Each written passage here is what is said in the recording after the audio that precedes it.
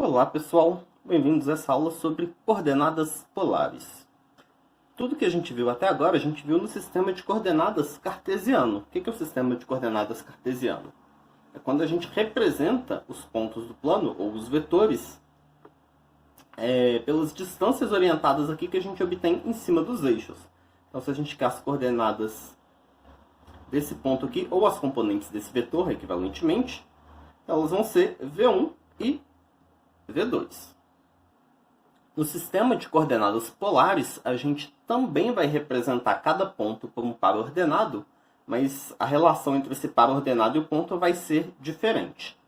Então, no sistema de coordenadas polares, primeiro a gente vai escolher um ponto, que vai ser a nossa origem, também chamada de polo, e a gente vai desenhar uma semirreta começando nessa origem. A gente chama essa semirreta de eixo polar. E aí, se a gente pega qualquer ponto diferente da origem, a gente vai representar esse ponto por um par R e θ, onde esse R ele vai ser o comprimento do segmento que sai da origem e vai até o ponto, e θ é o ângulo que a gente obtém no sentido anti-horário do eixo polar até o segmento OP. Então aqui, por exemplo, se a gente pega esse ponto aqui, esse ponto P, então o nosso R vai ser a distância da origem até o ponto P, então está aqui o R, e o θ vai ser o ângulo que o segmento OP faz com o eixo polar, só que medido no sentido anti-horário. Okay? Então aqui eu poderia pegar esse ângulo ou esse, e aí eu vou pegar sempre o ângulo no sentido anti-horário. E aí, por exemplo, se a gente pega o ponto 1, 1, com essas coordenadas cartesianas, então vou pegar o ponto aqui que a gente anda 1 na direção do eixo x, 1 na direção do eixo y. Então a gente tem esse ponto aqui. E aí, se a gente quer obter as coordenadas polares dele, então o que a gente faz? Eu vou pegar o segmento que une a origem até esse ponto e vou ver qual que é esse ângulo aqui. Então, esse triângulo aqui é um triângulo retângulo aqui, isósceles. Então, esse ângulo aqui vai ser π sobre 4 ou 45 graus, Então, o ângulo aqui vai ser π sobre 4.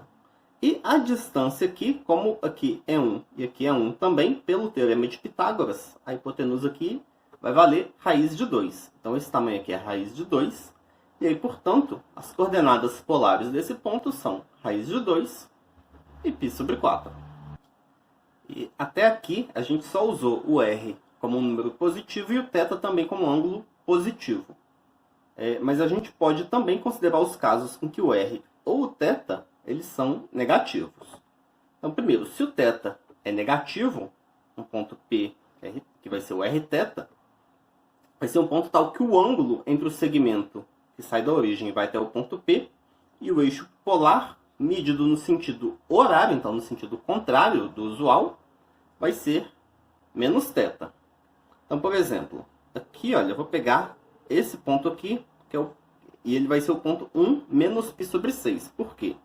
Porque ele está a uma distância 1 da origem, e esse ângulo aqui, ele vale π sobre 6. Mas esse daqui é o ângulo entre o eixo polar e o segmento OP, só que ele está sendo medido, só que a gente está fazendo esse ângulo no sentido horário e não no anti-horário como a gente estava fazendo antes.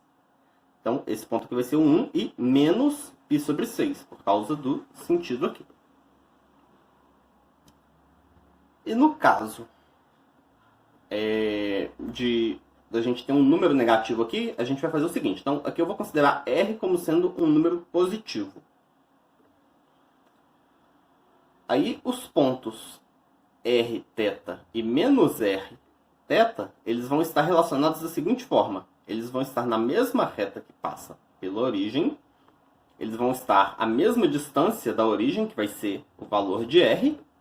Mas eles vão estar em lados opostos nessa reta. Então aqui, por exemplo, vou pegar esse ponto aqui, 2 π sobre 2, e vou pegar o menos 2 π sobre 2. Por que esse ponto está aqui? Então, primeira coisa, o ângulo é π sobre 2, é 90 graus. Então aqui, olha, eu vou pegar partir do eixo polar e vou girar 90 graus. Vou girar π sobre 2, vou chegar nessa semi-reta aqui. Se eu andar 2 para cima, eu vou chegar no ponto 2π sobre 2. Se eu andar 2 para baixo, 2 no sentido oposto, eu vou chegar no menos 2 e π sobre 2. E uma coisa importante de se notar é que no sistema de coordenadas polares, cada ponto ele vai poder ter mais de uma representação. E podem existir vários motivos para isso. Uma é que a gente está representando o mesmo ponto usando aqui um R positivo ou negativo. Certo? Então aqui se eu andar π sobre 2 e andar 2 para baixo, ou se eu andar 3π sobre 2 e andar 2 no sentido certo agora, né? 2 no sentido positivo aqui, eu vou chegar no mesmo ponto. Pode acontecer de eu dar mais de uma volta, portanto voltar um mesmo ângulo. Então, por exemplo, se eu andar só π sobre 6, ou se eu der uma volta completa e depois π sobre 6, isso é o mesmo ângulo. Então, esses dois aqui vão representar o mesmo ponto. E pode acontecer também de um ponto estar representado por um ângulo positivo, enquanto que o outro está representado por um ângulo negativo. Então, se eu andar π sobre 2 no sentido anti-horário, ou 3π sobre 2 no sentido anti-horário, eu vou chegar no mesmo ângulo e, portanto, esses dois pontos aqui vão ser o mesmo.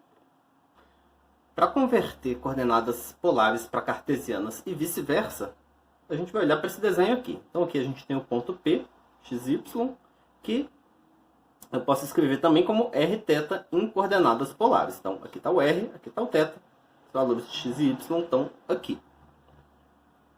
E aí o que acontece? A gente tem esse triângulo retângulo aqui. E aí, cateto oposto sobre hipotenusa é seno de θ. Então, disso a gente consegue tirar aqui y, que é o tamanho desse cateto, é igual a hipotenusa seno de θ. E cateto adjacente sobre hipotenusa é cosseno de θ. Então, x sobre r igual a cosseno de θ, e, portanto, x é igual a r cosseno de θ. Então, a gente pode usar isso daqui para transformar coordenadas polares em cartesianas. E se a gente quiser fazer o contrário, a gente usa o seguinte. Esse tamanho aqui, R, é a hipotenusa desse triângulo retângulo, que os catetos são x e y. Então, R ao quadrado é x quadrado mais y ao quadrado. E a tangente do ângulo θ, ela vai ser igual a cateto oposto sobre cateto adjacente. Então, tangente de θ é y sobre x. E, embora eu tenha feito esse desenho aqui para um caso bem específico, né? Por exemplo, aqui eu peguei o ângulo θ agudo, um ângulo entre 0 e 90 graus, mas eu não precisava fazer isso. Qualquer que eu pegasse o ângulo θ, essas relações aqui, elas iam valer. Eu vou fazer esses dois exemplos aqui de converter. Então, primeiro aqui, converter essas coordenadas polares aqui para cartesianas. Então, se essas aqui são as coordenadas polares do ponto, o x ele é r cosseno de θ, então vai ser 2 vezes o cosseno de π sobre 3. E aí, o cosseno de π sobre 3, ele vai ser meio. Então, vai ser 2 vezes meio, que é 1. E o y, ele vai ser r seno de θ. Então, r seno de θ. Então, 2 seno de π sobre 3. E como seno de π sobre 3 é raiz de 3 sobre 2, então vai ficar 2 vezes raiz de 3 sobre 2, que é raiz de 3. Então, esse ponto aqui em coordenadas cartesianas, as coordenadas cartesianas dele vão ser 1 e raiz de 3. E agora eu vou fazer o contrário, vou converter de coordenadas cartesianas para polares. Então, a primeira coisa, a gente vai calcular o R. O R ao quadrado, por aquele teorema de Pitágoras, ele é x ao quadrado mais y ao quadrado. Então vai ser 1 ao quadrado mais menos 1 ao quadrado. Esse lado aqui dá 2. Então r ao quadrado é 2. R vai ser raiz de 2. E tangente de θ vai ser igual a y sobre x. Então vai ser menos 1 sobre 1. Então a tangente é menos 1, e aí a gente tem que olhar qual que é o ângulo entre 0 e 2π que tem tangente menos 1. E aí a gente tem um pequeno impasse, porque tem dois ângulos que a tangente é menos 1. Então vai ser o ângulo de 135 graus e o ângulo de 315 graus. Ou 3π sobre 4 e 7π sobre 4. Então, θ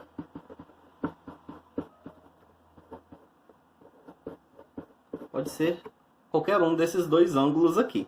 E para a gente determinar qual dos dois que vai ser, a gente pode olhar qual que é o quadrante que esse ponto está. Então, esse ponto aqui, 1 menos 1, ele está no quarto quadrante. E aí, esse ângulo aqui, 3π sobre 4, ele está entre π sobre 2... ele está entre π sobre 2 e π. Então, ele está no segundo quadrante. Enquanto que esse outro ângulo aqui, 7π sobre 4, ele está entre 3π sobre 2 e 4π sobre 2, né, que é 2π. Então, esse ângulo aqui manda a gente para o quarto quadrante. Então, vai ter que ser 7π sobre 4. E aí, portanto, o nosso ponto, ele vai ser o ponto raiz de 2, 7π sobre 4. Nessa aula, então, a gente viu como funciona o sistema de coordenadas polares e viu também como fazer as transformações de coordenadas polares para cartesianas e vice-versa. Essa aula fica por aqui. Até a próxima, pessoal!